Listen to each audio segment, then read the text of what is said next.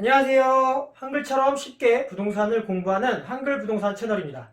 자, 오늘은 주택임대차 보호법의 내용 중에서 이 임대차 기간에 관련된 상식들을 모아서 정리해 보도록 하겠습니다. 자, 우선 이 주택임대차의 존속 기간에 관해서는 주택임대차 보호법 제4조 임대차 기간 등을 보시면 법률로 정해져 있습니다. 제1항을 보면 기간을 정하지 아니하거나 2년 미만으로 정한 임대차는 그 기간을 2년으로 본다. 다만 임차인은 2년 미만으로 정한 기간이 유효함을 주장할 수 있다라고 나와 있어요. 임대인과 임차인이 서로 계약 기간을 정하지 않고 계약을 했다면 법적으로는 2년 계약을 한 것으로 판단한다는 거예요. 또 만약에 임대인과 임차인이 1년 계약을 했다면 특히 원룸 같은 경우 이렇게 1년 계약하는 경우가 많아요. 이 경우에도 법적으로는 계약 기간을 2년으로 본다는 거예요.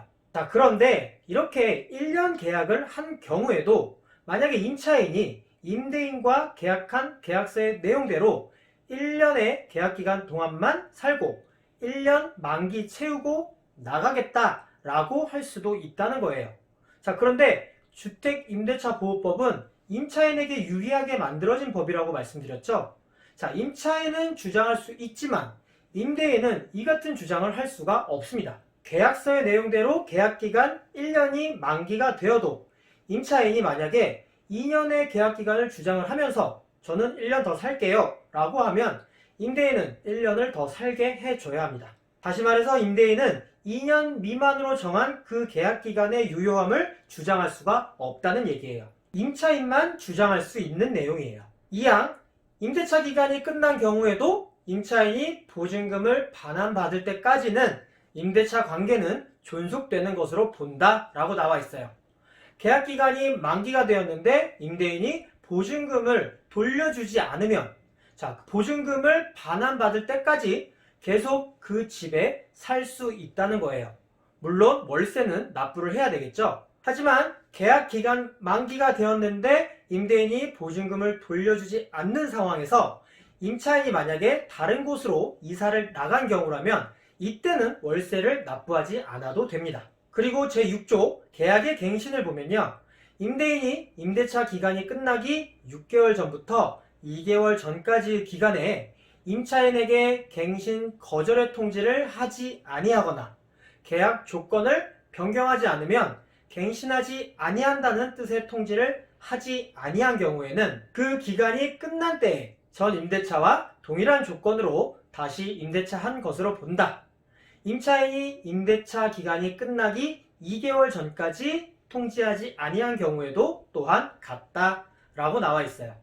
그런데 아니한이라는 말이 많이 나와서 좀 헷갈릴 수가 있어요. 쉽게 말하면 임대차가 끝나는 날로부터 6개월 전부터 2개월 전까지 그 사이에 임대인과 임차인이 서로 계약 조건을 변경하자고 하거나 또 변경 안 하면 계약갱신 안 하겠다고 했다거나 이런 내용을 서로 통지하지 않고, 그러니까 서로 아무 말 없이 앞에서 말한 그 만기로부터 2개월 전 바로 그 날이 그냥 지나가게 되면 묵시적으로 갱신한 것으로 본다는 뜻입니다.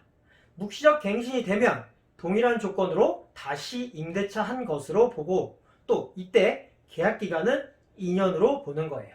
하지만 이 묵시적 갱신으로 인한 2년의 계약기간은 임차인 입장에서는 반드시 지켜야 하는 계약기간은 아니고요. 임차인은 중간에 언제든지 계약 해지를 통지할 수 있습니다. 그런데 이거 임차인만 할 수 있는 거예요. 임대인은 2년간 해지할 수가 없습니다. 그리고 이 중도 해지 통지에 대한 효력은요. 임대인이 그 통지를 받은 날부터 3개월이 지나면 계약 해지의 효력이 발생합니다. 이 경우 만약 월세라면 그 3개월간의 월세는 임차인이 납부해야 합니다. 그런데 묵시적 갱신 안 되는 임차인도 있어요. 이기의 차임액에 달하도록 차임을 연체하거나 그 밖에 임차인으로서의 의무를 현저히 위반한 임차인에 대해서는 이 묵시적 갱신 조항이 적용되지 않습니다. 월세를 밀리면 안 된다는 얘기예요. 그리고 만약에 임차인이 이기의 차임액에 달하도록 차임을 연체하게 되면 이때는 임대인도 계약 기간 중이라도 계약을 해지할 수가 있습니다. 월세 계약에서는 월세를 연체하지 않는 것이 임차인 입장에서 매우 중요한 내용인 거예요. 자, 오늘 영상은 여기까지고요. 저는 또 다음 영상에서 유익한 내용으로 찾아뵙도록 하겠습니다. 한글부동산 구독하기, 좋아요 부탁드립니다. 감사합니다.